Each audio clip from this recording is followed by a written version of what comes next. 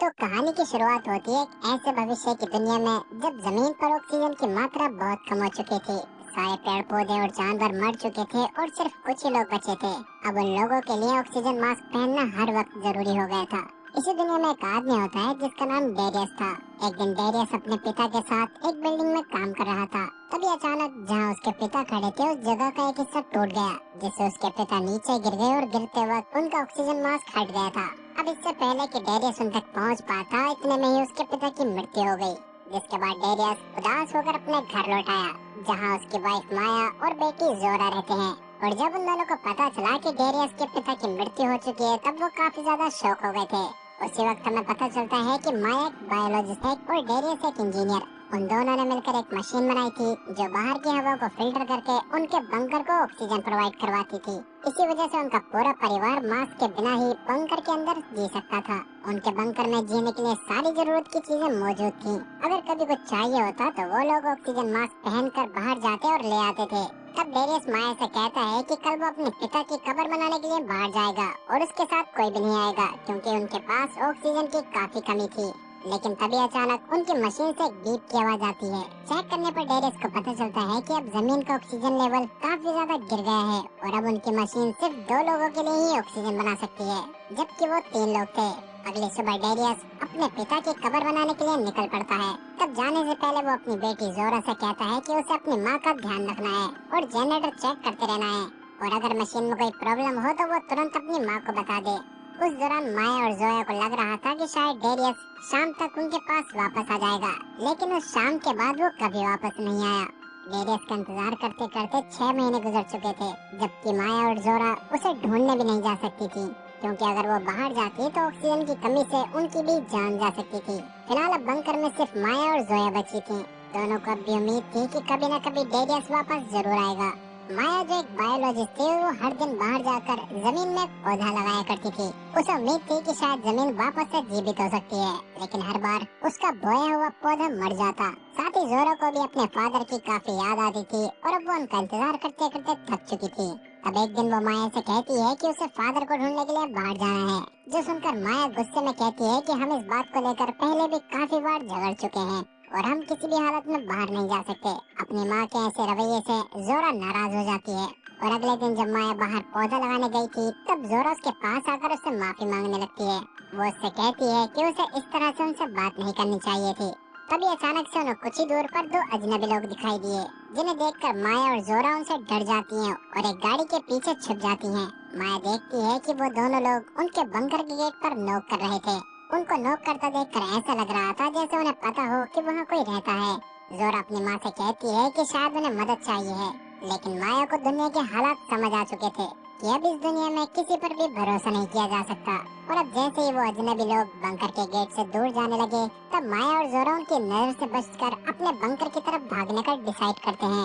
इससे पहले कि वो दोनों वहाँ से निकल पाते कि तभी उनके पास ऑक्सीजन की कमी होने की वजह से उनकी मशीन से बीप की आवाज आने लगी, और उस बीप की आवाज सुनकर वो अजनबी लोग भी समझ जाते हैं कि उनके पास कोई है। तब उनमें से एक लड़की उन्हें ढूंढते हुए उनके पीछे आने लगी, लेकिन तब तक माया और जोरा उसके आने से पहले ही वहाँ से निकल चुकी थी।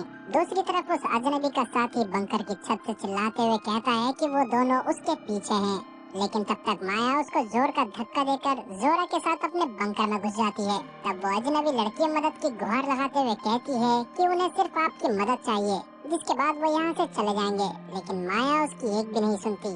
बंकर के एक छोटे विंडो से माया और जोरा उन दोनों से बात करती है और कहती है कि वो यहाँ से चले जाएं, लेकिन वो लड़की उनसे कहती है कि उनका एक कैंप है जहाँ करीब 100 लोग रहते हैं और सबकी जान खतरे में है, क्योंकि उनका ऑक्सीजन फिल्टर सिस्टम खराब हो चुका है और अगर उसमें कुछ सुधार ना किया गया तो कैंप में मौजूद सभी लोग मारे जाएंगे।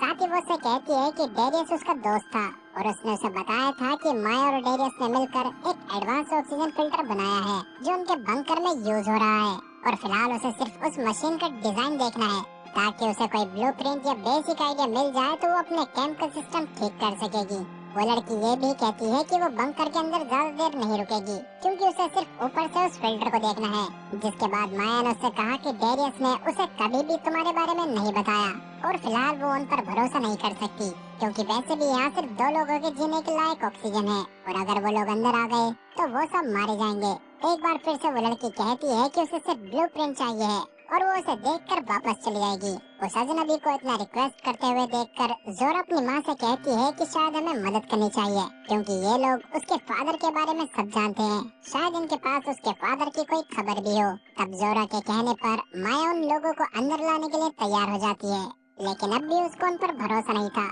इसलिए पहले वो खुद बंकर से बाहर निकलती है और उन दोनों लोगों पर बंदूक तान कर उनके सारे हथियार ले लेती है। तब वो अजनबी लड़की अपना नाम टेस बताती है और उसके साथी का नाम लूकस था।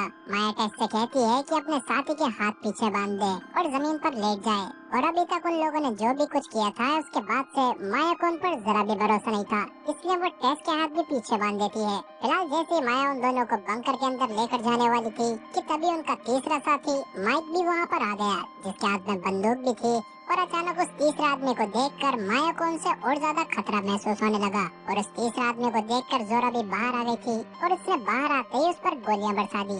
गोली लगने की वजह से माइक घायल हो गया था, जो देखकर माया अब और भी ज्यादा सतर्क हो गई थी और तुरंत ही बंकर के अंदर जाने लगी। लेकिन घायल होने के बावजूद भी माइक गिरते हुए उनके बंकर के अंदर घुस जाता है, लेकिन अंदर आने के बाद माया उसे बंदी बना लेती है, जबकि टेस और उसका साथी लूकस अभी भी बंकर के बाहर ही खड़े थे। वो दोनों बार बार माया से रिक्वेस्ट करते हैं कि वो उन्हें अंदर आने दे, क्योंकि उनके पास वक्त बहुत कम था।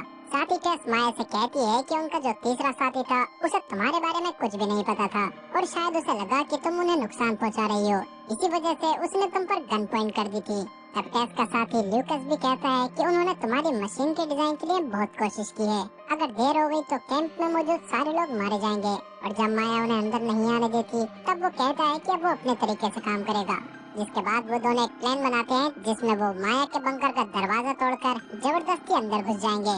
लेकिन माया भी किसी से कम नहीं थी, उसने पहले से ही उनकी हर चाल को समझ रखा था। और अब जैसे ही वो लोग ड्रिल मशीन से बंकर के दरवाजे में छेद करने की कोशिश करते हैं, माया तुरंत ही अपने सिस्टम की मदद से ड्रिल मशीन में करंट छोड़ देती है, जिससे ड्रिल मशीन तुरंत ही खराब हो गई और फिलहाल उनका ये प्लान भी फेल हो गया। जिसके बाद वो लोग एक नया प्लान बनाते हैं। तब टेस चुपके से माया के बंकर की छत पर बने हवा के पाइप को चेक करने के लिए ऊपर चढ़ जाती है, लेकिन जाने से पहले वो ल्यूकस से बंकर के गेट पर खड़े होने को कहती है, ताकि अगर माया बाहर आए तो वो उसे पकड़ ले।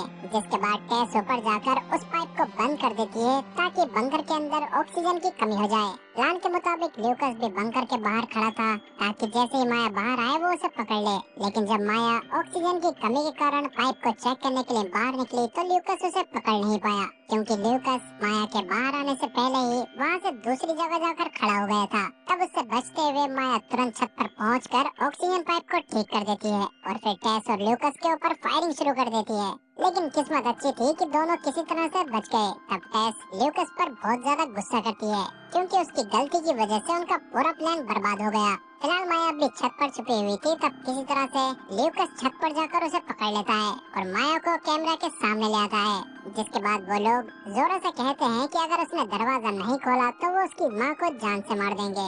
लेकिन बंकर का दरवाजा सिर्फ पास की या अंदर से ही खुलता था, और क्योंकि माया के पास की नहीं थी इसलिए वो दरवाजा नहीं खोल सकती थी। और अंदर का हाल तो और भी ज्यादा खराब हो रहा था, क्योंकि जिसे माया ने पहले बंदी बनाया था उसने खुद को किसी तरह से आजाद कर लिया था और फिलहाल अब उसने जोरो को पकड़कर उसे बांध दिया था। लेकिन गोली लगने की वजह से उसका काफी सारा खून बह गया था और आखिरकार वो ज्यादा ब्लड लॉस होने की वजह से मारा गया। फिलहाल बंकर के अंदर सिर्फ जोरा बची थी, जो कि गेट भी नहीं खोल सकती थी, क्योंकि वो गेट से काफी दूर बंधी हुई थी और उसकी आवाज भी उनके पास तक नहीं आ रही थी। लेकिन उसके बावजूद भी जोरा कोशिश करती है और किसी तरह से उस बंदे के माइक को खींचकर अपने पास ले आती है। तब उसने बाहर खड़े तीनों लोगों को बताया कि टेस का साथी मर चुका है और अपनी मौत से पहले उसने उसे बांध दिया था, इसलिए वो मेन गेट नहीं खोल सकती। जो सुनने के बाद तो ल्यूकस गुस्से में आग बबूला हो गया। तब टेस भी माया से गुस्से में कहने लगती है कि अब तो उसकी बेटी अंदर फंस चुकी है, तो अब वो उसे बचाने के लिए क्या करेगी। अपनी बेटी को अंदर फंसा देखकर माया को उसकी काफी ज्यादा फिक्र होने लगी थी। तब वो उनसे कहती है कि उन्हें डेरियस के पास जाना होगा, क्योंकि गेट की दूसरी की सिर्फ उसी के पास है। उस दौरान एक बड़ा राज सामने आता है। माया जानती थी कि डेरियस मर चुका है, क्योंकि डेरियस के जाने के बाद माया को उसका एक छोटा सा नोट मिला था, जिसमें उसने बताया था कि उनके बंकर में लगी मशीन सिर्फ 2 लोगों के लिए ही ऑक्सीजन बना सकती है, और क्योंकि वो लोग 3 थे इसलिए उसने अपनी वाइफ और बेटी को बचाने का फैसला किया और खुद उस बंकर से चला गया। जिसके बाद माया उनसे कहती है कि उसे पता है डेरियस की बॉडी कहाँ मिलेगी। तब टेस भी माया के साथ उस चाबी को ढूंढने निकल पड़ती है जो डेरियस अपने साथ लेकर गया था। जाने से पहले वो ल्यूकस को जोरा की सेफ्टी के लिए उसे बंकर के दरवाजे के पास खड़े रहने को कहती है और अब फिलहाल वो सोलर कार लेकर वहाँ से निकल जाते हैं। रास्ते में जाते वक्त माया टेस को बताती है कि वो लोग उनकी मशीन को एडवांस समझते हैं, लेकिन उसकी भी एक लिमिट है क्योंकि ऑक्सीजन काफी तेजी से कम हो रही है और एक दिन ऐसा आएगा जब ये मशीन सिर्फ एक इंसान के लिए ही ऑक्सीजन बना पाएगी और वो वक्त बहुत करीब है। खैर थोड़ी दूर जाने के बाद माया को डेरियस की डेड बॉडी मिल जाती है और अपने पति को इस हाल में देखकर माया अपने आप को संभाल नहीं पाती। डेरियस की बॉडी देखकर माया पूरी तरह से टूट गई थी और उसकी आंखों से आंसू बहने लगे थे। इतने दिनों से जो दर्द उसने अपने दिल में छुपाया था वो सब एक पल में बाहर आ गया। तब टेस ने उसे संभालते हुए कहा कि उनके पास ज्यादा वक्त नहीं है और फिलहाल उन्हें बस चाबी लेकर यहाँ से निकल जाना चाहिए क्योंकि उनके पास भी ऑक्सीजन की कमी है।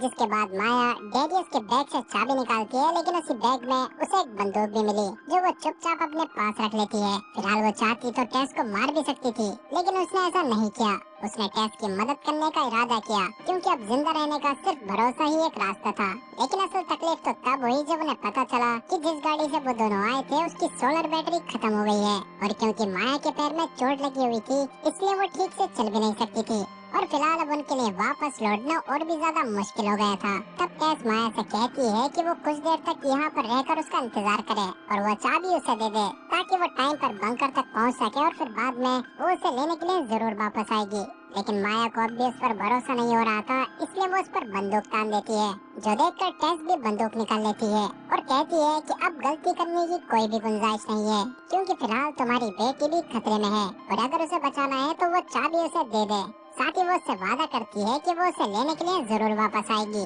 तब माया अपनी बेटी जोरा के लिए उसे वो चाबी दे देती है। चाबी मिलते ही टेस वापस से बंकर की तरफ भागने लगती है, जबकि वहाँ उसका साथी पहले से ही मौजूद था। कुछ ही देर में टेस बंकर के पास पहुँच जाती है, जिसके बाद वो दोनों बंकर के अंदर जाते हैं। पर जोरा उन्हें देखकर घबरा गई थी क्योंकि उनके साथ उसकी माँ नहीं थी। अपनी माँ को उनके साथ न देखकर वो उनसे अपनी माँ के बारे में पूछने लगती है। टेस उसे बताती है कि उसकी माँ फिलहाल ठीक है और उसके पैर में चोट लग गई थी इसलिए वो नहीं आ पाई और फिलहाल वो कुछ देर में उसे वापस लेने के लिए जाएगी।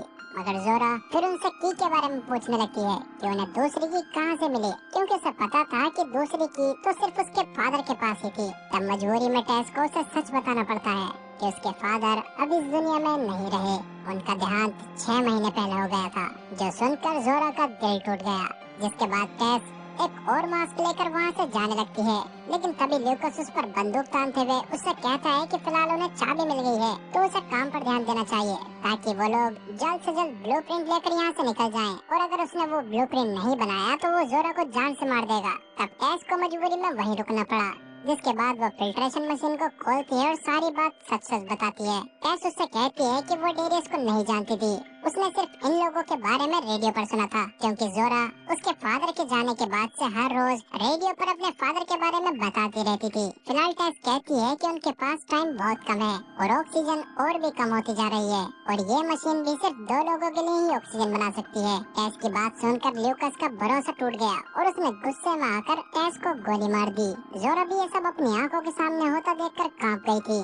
टेस के मरने के बाद फिलहाल जोरा उस पागल आदमी के साथ अकेले रह जाती है। जोरा जानती थी कि अब ये मशीन भी ज्यादा दिन तक उसकी जान नहीं बचा पाएगी और फिलहाल वो पूरी रात रोते हुए गुजारती है। इधर माया अब भी उसी जगह पर फंसी हुई थी और जब सुबह होने पर भी टेस वापस नहीं आती तो उसे समझ आ जाता है कि उसके साथ धोखा हुआ है। उसका ऑक्सीजन सिलेंडर भी लगभग खत्म हो चुका था, लेकिन तभी उसकी किस्मत अचानक से पलट जाती है क्योंकि सुबह का सूरज निकलते ही उसकी सोलर गाड़ी की बैटरी चार्ज होने लगी थी। तब माया तुरंत वापस से बंकर की तरफ निकल पड़ती है। वहाँ पहुँचने पर माया सबसे पहले एयर फिल्ट्रेशन पाइप को बंद कर देती है ताकि बंकर के अंदर ऑक्सीजन रुक जाए और ऑक्सीजन पाइप बंद होने की वजह से ल्यूकस और जोरा घबरा जाते हैं। और जब ल्यूकस को कुछ समझ नहीं आता तब वो जोरा से पूछता है कि क्या हुआ है। जोरा कहती है कि शायद एयर फिल्ट्रेशन पाइप खराब हो गया होगा। तब वो उसे पाइप को ठीक करने के लिए बाहर भेज देता है। बाहर जाने पर जोरा देखती है कि उसकी माँ बाहर बैठी हुई थी और उसी ने ही उस पाइप को ब्लॉक किया था। जोरा अपनी माँ को वापस से देखकर काफी खुश होती है, लेकिन उसकी माँ की हालत फिलहाल काफी खराब हो रही थी और कुछ देर बाद वो वापस से पाइप को ठीक करने लगती है। लेकिन पाइप ठीक करने के बाद जब जोरा अंदर जाने की कोशिश करती है तब ल्यूकस गेट खोलने से इनकार कर देता है और जब वो गेट नहीं खोलता तो माया समझ जाती है कि उसे बाहर कैसे निकालना है। तब वो दोबारा से फिल्ट्रेशन पाइप को बंद कर देती है और अब क्योंकि जोरा भी बाहर थी इसलिए मजबूरी में उसे बाहर आना पड़ा। उसके बाहर आते ही माया तुरंत ही उस पर गोली चला देती है। हालांकि वो मरा तो नहीं था लेकिन घायल जरूर हो गया था। उसको घायल हालत में छोड़कर वो तेजी से गेट की तरफ भागती है, लेकिन ल्यूकास भी इतनी आसानी से उनका पीछा नहीं छोड़ता और वो जबरदस्ती गेट के अंदर घुस जाता है। अंदर जाकर माया को पता चलता है कि जब उसने सिस्टम को खुद से ठीक करने की कोशिश की थी तब उसने पूरी मशीन को ही खराब कर दिया था, जिससे पूरे बंकर में टॉक्सिक गैसेस फैल गई थी। उसी दौरान ल्यूकास वापस उन दोनों के ऊपर गन पॉइंट कर देता है और उनसे मशीन को ठीक करने को कहता है। हालांकि उसको गन पॉइंट करता देख माया उससे कहती है कि वो ऐसा ना करे क्योंकि बंकर में काफी ज्यादा टॉक्सिक गैसेस फैल चुकी हैं और अगर उसने गोली चलाई तो यहाँ आग लग जाएगी। लेकिन जब वो मशीन को ठीक नहीं करती तो ल्यूकास गोली चला देता है और गोली चलते ही उस बंकर में काफी बुरी तरह से आग लग जाती है, जिसमें ल्यूकास खुद ही जलकर मारा गया। जबकि माया और जोरा दोनों ऑक्सीजन मास्क पहने हुई थी, जिससे वो बच गई थी और वो जल्द से जल्द बंकर से बाहर निकल आती हैं। लेकिन अब फिलहाल उनके पास ज्यादा ऑक्सीजन नहीं बची थी और बंकर भी तबाह हो चुका था। अब उनके पास जीने के लिए सिर्फ एक ही उम्मीद बची थी, वही कम्युनिटी जो टेस ने उन्हें बताई थी, जहाँ हजारों लोग रहते थे। काफी देर तक चलने के बाद उनके ऑक्सीजन टैंक्स भी खत्म हो गए थे और ऑक्सीजन की कमी होने की वजह से वो बेहोश हो गए थे। और कुछ देर बाद जब उन्हें होश आया तब उन्हें पता चलता है कि उसी कम्युनिटी के लोगों ने उन्हें बचा लिया, जिसके बारे में टेस ने उन्हें कभी बताया था। और वो कम्युनिटी वाकई में मौजूद थी और लोग भी अच्छे थे। फिलहाल माया और जोरा वहीं रहने लगते हैं। वहाँ हर कोई एक दूसरे की मदद करता था और माया अपनी नॉलेज से नए फिल्ट्रेशन सिस्टम बनाने लगी और जोरा लोगों की हेल्प करने लगी। माया जो एक बायोलॉजिस्ट थी उसने प्लांट्स उगाने के नए तरीके खोज निकाले थे। खैर अब एक नए माहौल में और लोगों के बीच में आकर माया और जोरा के चेहरे पर मुस्कान आ गई थी। और इसी के साथ ये कहानी भी यहीं पर खत्म होती है। तो दोस्तों ये कहानी आपको कैसी लगी हमें कमेंट करके जरूर बताएं। साथ ही वीडियो को लाइक करें और चैनल को सब्सक्राइब करना ना भूलें। मिलते हैं अगली वीडियो में, तब तक के लिए गुड बाय।